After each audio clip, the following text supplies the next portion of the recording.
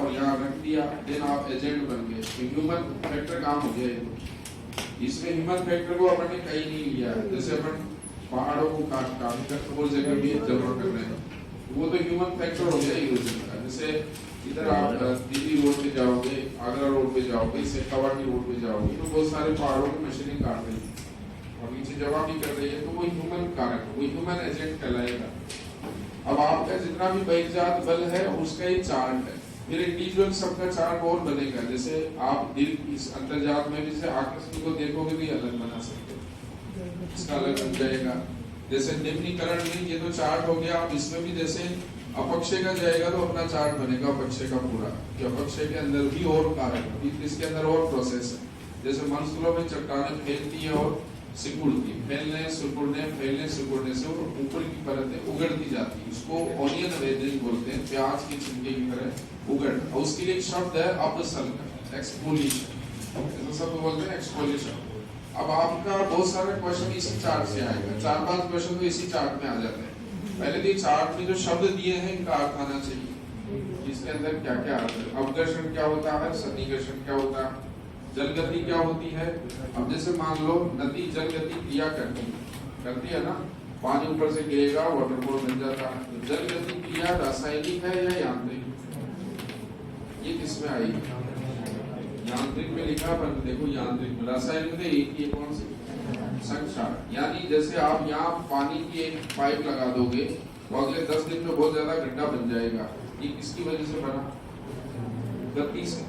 जितनी तेज गति वाला पाइप लगाओगे ना, हल्का लगाया तो धीरे धीरे होगा, लेकिन तेज लगाते गड्ढा तुरंत बन जाएगा। जल अपनी गति से भी कटाव करता है, जल अपने दाब से भी कटाव करता है। कोस्ट एरिया पर वो अलग है। जैसे हिमानी की जो कठोर चट्टान वो चलती है, पहाड़ों से लुढ़कती है, बीच में रास्ते में कोई चट्टान आ गई, इस चट्टान को या तोड़ देगी या उखाड़ देगी। जैसे हम उखाड़ देंगे तो गड्ढा बन जाएगा। जैसे मान लो रास्ते में मिट्टी का रास्ता है, चट्टान है, अब आपकी मोटरसाइकिल बार बार टकराती है उससे, तो आपको पता है रोज किसी दिन भी गिर सकते हैं, तो क्या करोगे फिर उसको तोड़ने की कोशिश करोगे ना। अब वो चट्टान बहुत भारी है, मतलब बहुत गहराई तक जड़ें बनाई हुई है, तो फिर आप उसको उखाड़ नहीं सकते, फिर उसको क्या करोगे, काटोगे, घिस सकते हो, लेवल पे लाने के लिए घिसने की क्रिया होगी। ये तो अवकर्षण कहलाएगा।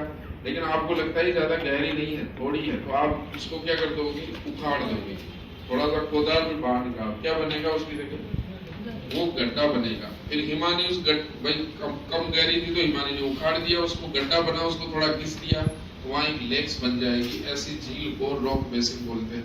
तो गड्ढे में जो पानी भरा वो भी रॉक बेसिन। तो गड्ढे में जो पानी भरा वो अवकर्षण नहीं, वो क्या है, उखाड़ने से जो गड्ढा बना, उससे जो तली पात्र बना, उससे वो रॉक बेसिन का फॉर्मेशन हुआ।